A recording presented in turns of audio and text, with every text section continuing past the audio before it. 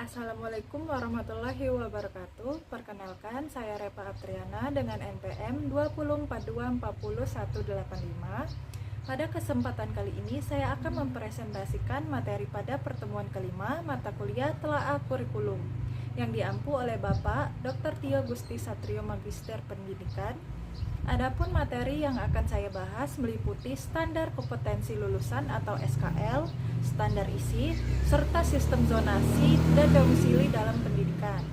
Semoga presentasi ini dapat menambah pemahaman kita semua mengenai pentingnya standar dalam sistem pendidikan di Indonesia. Terima kasih, selamat menyaksikan. Standar kompetensi lulusan atau SKL merupakan kriteria mengenai kualifikasi kemampuan lulusan yang mencangkup aspek sikap, pengetahuan, dan keterampilan.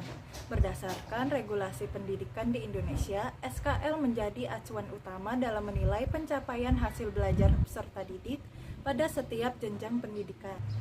Secara konseptual, SKL berfungsi sebagai pedoman dalam penentuan kelulusan peserta didik.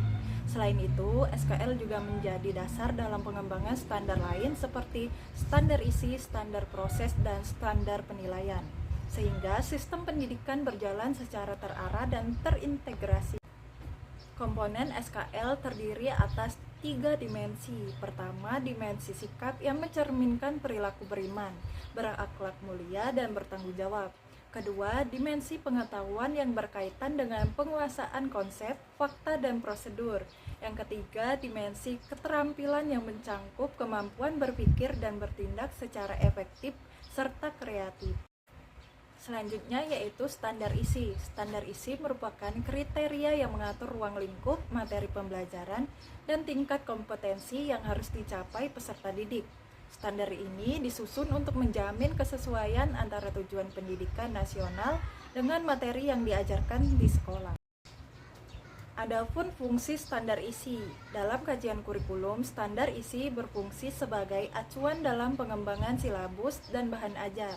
Selain itu, standar isi juga memastikan bahwa materi pembelajaran sesuai dengan tahap perkembangan peserta didik serta relevan dengan kebutuhan zaman. Ruang lingkup standar isi meliputi struktur kurikulum, beban belajar, kalender pendidikan, serta pengembangan silabus. Keempat aspek ini saling berkaitan dalam mengatur pelaksanaan pembelajaran secara sistematis dan terencana. Selanjutnya yaitu zonasi dan domisili. Sistem zonasi dan domisili dalam pendidikan merupakan kebijakan pemerintah dalam penerimaan peserta didik baru yang didasarkan pada jarak tempat tinggal dengan satuan pendidikan.